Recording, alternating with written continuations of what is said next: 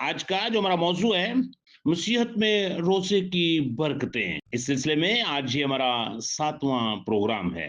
योएल नबी का सहीफा और उसका दूसरा बाब और उसकी 12वीं और 13वीं आयत। लेकिन खुदावन फरमाता है, अब भी पूरे दिल से और रोजा रख कर और गिरिया जारी और मातम करते हुए मेरी तरफ रजू लाओ, और अपने कपड़ों को नहीं बल्कि दिलों को चाक करके खुदावंद अपने खुदा की तरफ मतवज्जो हो, क्योंकि वो रहीम, मेहरबान, कहर करने में धीमा और शफकत में गनी है, और अजाब नाजल करने से बाज रहता है।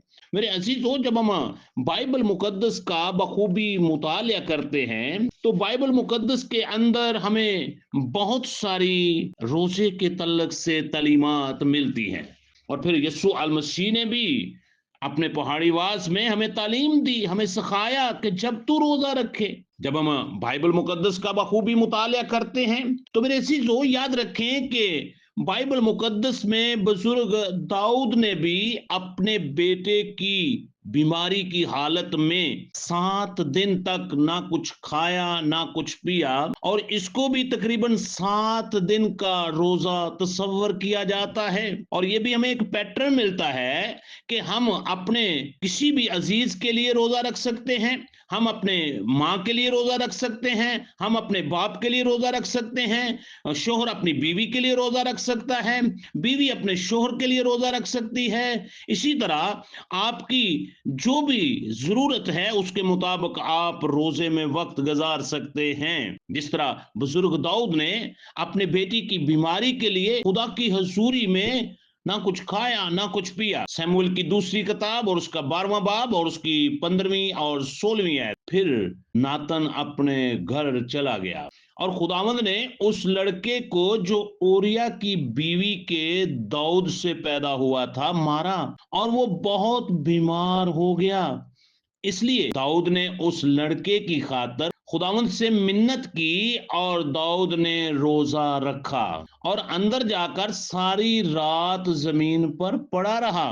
यहाँ पर हमें बाइबल मुकद्दस में से एक 7 दिन के रोजे का भी पैटर्न मिलता है। और फिर इसी तरह जब हम बाइबल मुकद्दस का और भी मुतालिया करते हैं, बाइबल मुकद्दस हमें सिखाती और समझाती है कि 3 दिन तक का रोजा भी कौम बनी इसराइल ने रखा। और उस वक्त आस्तर जो थी वो उस वक्त मलका थी।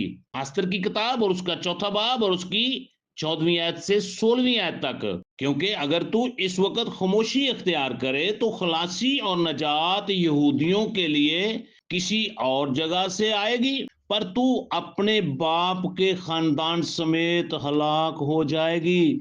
और क्या जाने कि तू ऐसे ही वक्त के लिए सल्तनत को पहुंची है। तब आस्तर ने उनको मर्दकी के पास ये जवाब ले जाने का हुक्म दिया कि जा और सोसन में जितने यहूदी मौजूद हैं उनको इकट्ठा कर और तुम मेरे लिए रोजा रखो, और 3 रोज तक दिन और रात ना कुछ खाओ और ना कुछ पियो। मैं भी और मेरी सहेलियां इसी तरह से रोजा रखेंगी, और ऐसे ही मैं बादशाह के हजूर जाऊंगी जो आयन के खिलाफ है, और अगर मैं हलाक हुई तो हलाक हुई। कलाम मुकद्दस का पढ़ा सुना जाना हम सब के लिए बाइस से बरकत हो। मेरे चीजों, जब हम इस पैसेज के ऊपर बखूबी गौर करते हैं तो यहां पर भी हमें एक पैटर्न जो है वो भी मिलता है कि बहुत सारे लोगों ने इज्तमाई तौर पर रोजे में वक्त गुजारा, एक मकसद के तहत रोजा रखा गया। इसलिए मेरे अजीजों, मैं आप सबकी रहबरी और रहनुमाई करना चाहता हूं। मैं चाहता हूं कि आप भी ऐसा रोजा रखें जैसा खुदा हमसे चाहता है। जैसा मैंने योएल नबी के सहीफे में से आपके सामने तलावत किया और लिखा है, अब भी पूरे दिल से और रोजा रखकर और गिरिया जारी और मातम करते हुए मेरी तरफ रजू लाओ। हमने रोजे के दौरान खुदावंद की तरफ रजू लानी है, खुदावंद की हजूरी में दुआ में ठहरना है, खुदा की हजूरी में उसके कलाम को पढ़ने में वक्त गुजारना है। जब आप उसकी हमन, सताइश और प्रस्तुत करने में वक्त गुजारेंगे, और फिर बाइबल बयान करती है अपने कपड़ों को नहीं बल्कि अपने दिलों को चाक करके खुदावंद अपने खुदा की तरफ मतवज्जो हो। अब हमने अपने दिल को खुदा के आगे रखना है, हमने दिल से उसकी प्रस्तुत करनी है। जब आप ऐसा रोजा रखेंगे तो खुदा आपके रोजे को कबूल करेगा और आपकी जो भी मकसद के लिए आपने रोजा रखा, आपके उस मकसद को पूरा करेगा। इसलिए मेरे अजीजों, मैं आप सबकी रहनुमाई करना चाहता हूं कि आप इन रोजों के अयाम में ऐसा रोजा रखें जो खुदा के हजूर मकबूल ठहरे, और कलाम मुकद्दस के मुताबिक रोजे रखें। खुदा आप सबको कलाम मुकद्दस के मुताबिक रोजे रखने की तौफीक अता फरमाए।